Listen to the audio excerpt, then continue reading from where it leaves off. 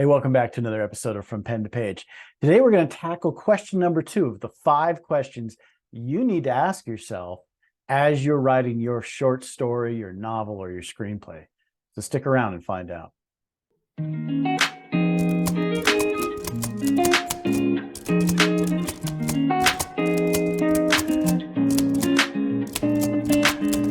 So, question number 2. It may seem simple, but it's actually something to think about. That is, what genre is your story in? Now, you may ask yourself, why do I need to know the genre, or why is that important? Well, number one, your readers want to know. Why do your readers want to know? Well, they have their preferences just like you do, right? Readers want to know before they buy it. Number two, it allows you to tailor your story and tweak it to either fulfill your readers' expectations or subvert them. So what I mean by that is every genre has specific tropes, and tropes are just kind of like, well, they're just common themes or common ideas that show up in these kinds of books, right? So your readers have specific ideas and expectations. If you're an author and you understand the genre that you're writing in, you can either meet them, like if I'm writing a fantasy novel, a lot of readers would expect dragons or some form of magic, and I can either give them that, or I can play around with those ideas and maybe give them something a little bit different, but still connected to those ideas. Publishers, if you're going a traditional publishing route, or even if you're self-publishing, it's super important to know what genre your book would fit in. Think of it like this. If you saw your book at Barnes & Noble, what category, what section would it be in?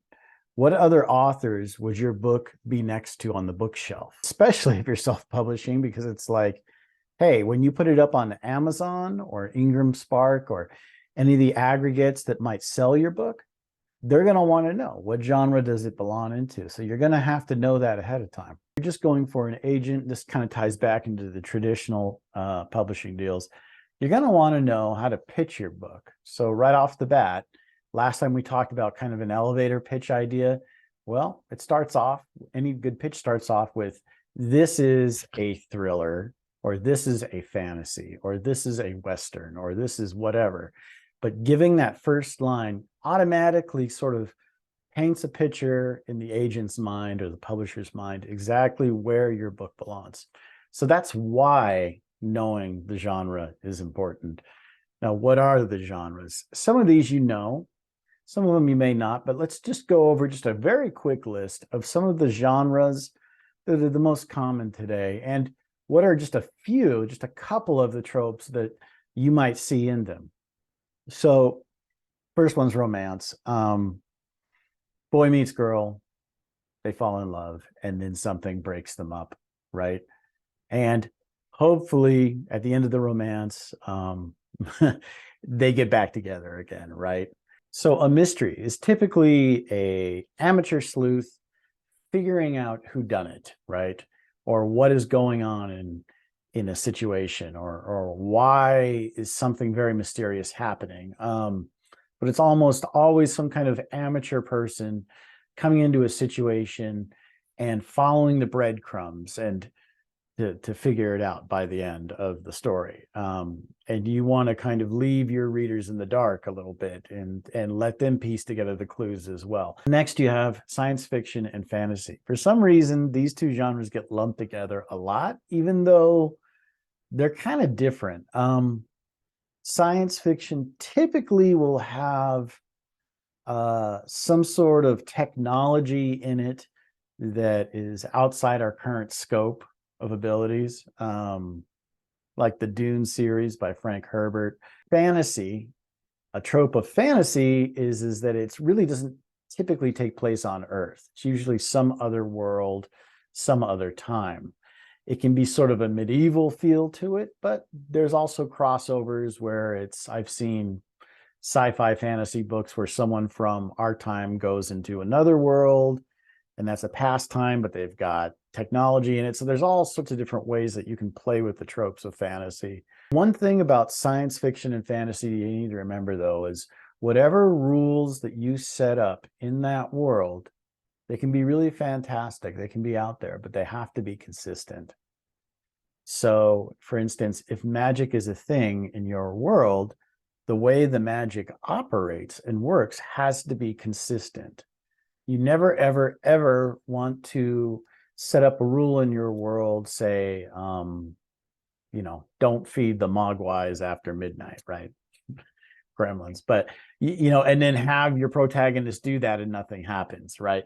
You want to make sure that whatever rule you create in the very beginning, and you do want to sort of set up the consistent rules of the world early on, that those pay off and are consistent all the way to the end. When they don't, readers have a problem with it. Horror, Stephen King, Dean Koontz novels. Usually in those novels, you'll have kind of an unforgettable main character and some kind of supernatural force that they're fighting against. You basically need something kind of unique for the horror element. And, you don't have to reinvent the wheel, but just whatever it is, it obviously needs to be scary. Thriller and suspense novels, slightly different than horror. Thriller and suspense have tension always building. They're constantly building. The stakes are constantly getting higher and higher. You've got like your Tom Clancy's, your spy thrillers, James Bond, John le Carré, Alistair MacLean, espionage novels, books dealing with terrorism. The Terminal List would be a good example of, a suspense thriller where you have like a SEAL who finds out his team has been betrayed by the very people that send him on a mission. Action adventure. So action adventure sort of these days kind of dovetails into a lot of other genres, but basically that's the hero's journey. And Joseph Campbell set up, he's kind of this guru of storytelling and an academic that set up kind of a framework that really works across all cultures and all types of books. It's called The Hero's Journey. It's something that I followed when I wrote The Soothsayer, and it's something a lot of authors sort of follow. And the idea is that, the hero typically will be called into action from their place of comfort. Sometimes they'll push back against the call, they'll deny it, but eventually they'll be taken into some new world or some crazy new situations that they're not accustomed to, and they will have to fight and struggle and learn and grow until they can overcome the antagonist and those situations up to including losing their life even, before they return victorious back home. Historical fiction is basically a fiction story told during real events. You don't have to use historical people as the main characters. You can just have your character sort of brush up against them or live during specific events in history, but that's basically historical fiction. You have your Westerns set in the Old West or the New West. A lot of times Westerns center around family and property and vengeance. And you have, faith-based, Christian and religious-based books. So The Soothsayer has Christian themes in it. But Christian publishers typically are very, I'll say they're very specific on the content. So you have to make sure that if you're writing Christian fiction or nonfiction, just make sure that it aligns with the values of of you and of the publisher. You have young adult and middle-aged reader books. So when I say middle-aged, I don't mean 40-year-olds. I mean the 8 to 10 market, or the 8 to 12 market. That's middle-aged readers. And then young adult goes from roughly 12 all the way up to 20 years old. And with those, young adult and middle-aged readers can sort of connect with other genres like science fiction or fantasy or drama or action or Westerns. They sort of can dovetail and fit into other genre categories. The main thing is that, again, make sure that the content is reflective of the age. So you don't want to have anything too sexually explicit or too graphically violent.